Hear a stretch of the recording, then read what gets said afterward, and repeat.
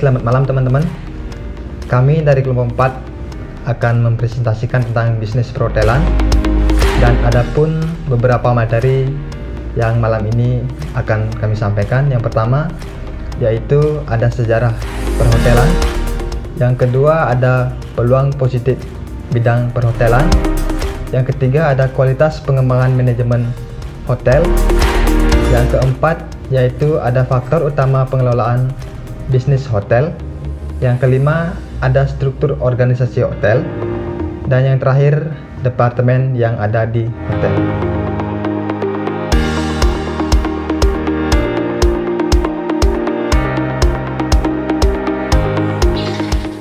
Yang pertama yaitu sebelum abad pertengahan, di mana dalam abad ini perjalanan wisata pertama kali dilakukan oleh bangsa Romawi sekitar abad ke-1 sampai dengan abad ke-5. Yang tujuan dari perjalanan wisata tersebut yaitu untuk menambah pengetahuan, cara hidup, ekonomi, dan politik. Di mana bagi kaum bangsawan, mereka akan menginap di puri, sedangkan untuk kaum rohaniawan akan menginap di biara atau di kuil. Kemudian yang kedua yaitu abad pertengahan. Pada abad ini, tempat suci dijadikan sebagai tempat penginapan. Dan dari sinilah asal muasal dari penginapan tersebut. Penginapan itu artinya rumah pribadi yang biasanya disewakan, yang menjadi tempat favorit karena memiliki kamar yang luas, makanan yang lengkap, dan adanya kandang kuda. Yang ketiga yaitu abad pertengahan sampai dengan abad ke-20, di mana pada abad ini hotel berupa apartemen besar yang dapat disewakan, baik disewakan secara harian maupun bulanan. Contohnya Hotel Garnish yang ada di Paris. Pada perkembangannya juga hotel-hotel pada zaman ini biasanya digunakan sebagai event untuk mengadakan meeting atau suatu pertemuan. Selain itu, manajemennya akan menjadi lebih baik dan fasilitas yang ditawarkan juga lebih modern.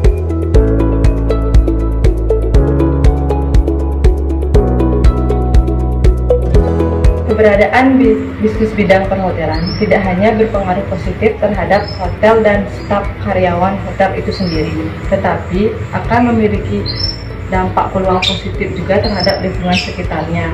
Contohnya, peluang bisnis yang pertama di bidang bisnis penginapan. Sebagai alternatif, masyarakat bisa memanfaatkan bisnis penginapan atau homestay, karena wisatawan bisa saja ingin memilih tempat untuk menginap dengan harga yang lebih murah. Yang kedua yaitu bisnis interior. Setiap hotel yang dibangun pasti akan menumbuhkan bisnis bagi para pengusaha atau pengrajin interior yang akan dibeli oleh hotel tersebut. Yaitu bisnis kuliner dan souvenir. Dengan adanya hotel, maka otomatis wisatawan yang berkunjung ke tempat tersebut akan semakin banyak, sehingga akan berdampak positif terhadap perkembangan usaha kuliner dan souvenir di daerah sekitar perhotelan tersebut. Yang keempat yaitu bisnis penyewaan transportasi. Di sini hotel akan bekerja sama dengan masyarakat sekitar untuk mengadakan jasa transportasi. Kemudian yang kelima yaitu bisnis penerjemah dan tour guide.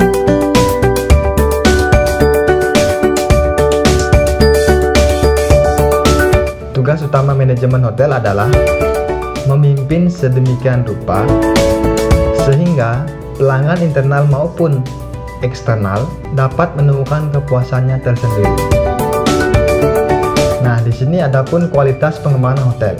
Yang pertama, membuat tamu merasa diterima pribadi. Artinya, ini memerlukan sikap ramah Anda terhadap tamu dengan suasana kebebasan dan penuh kemauan baik di antara orang-orang yang bekerja dengan Anda. Yang kedua, memastikan bahwa operasi akan terus memberikan pelayanan yang memenuhi anggaran. Yang ketiga, membuat sesuatu bekerja untuk para tamu.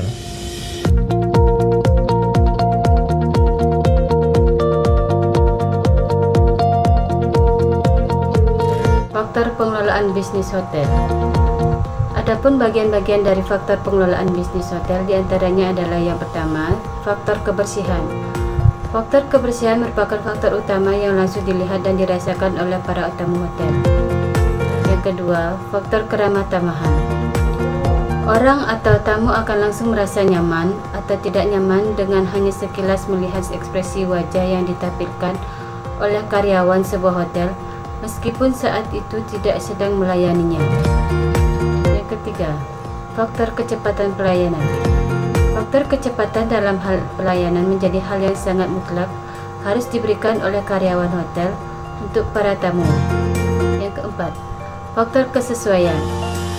Faktor kesesuaian antara harga yang dibayarkan oleh tamu dengan fasilitas dan layanan yang didapat. Semua tamu akan menghitung jika mereka telah mengeluarkan banyak uang, tetapi yang diperoleh sangat mengecewakan, maka dapat dipastikan ia tidak akan pernah kembali ke hotel. Yang kelima, faktor keunikan. Memiliki keunikan atau sesuatu yang ditandai sebagai ciri khas oleh hotel adalah nilai jual yang sangat tinggi untuk sebuah hotel. Memiliki keunikan dalam hal bangunan fisik, desain kamar, makanan yang nikmat untuk layanan tambahan yang tidak dapat ditemukan di hotel lainnya.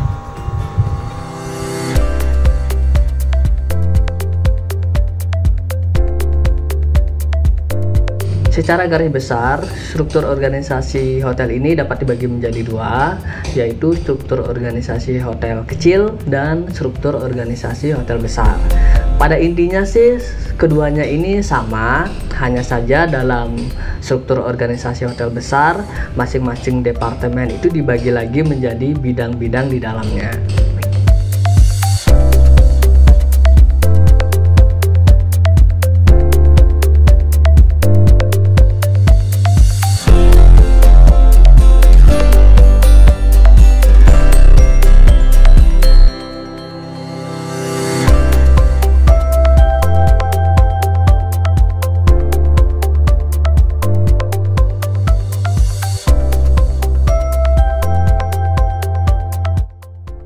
Kemudian departemen yang ada di dalam hotel.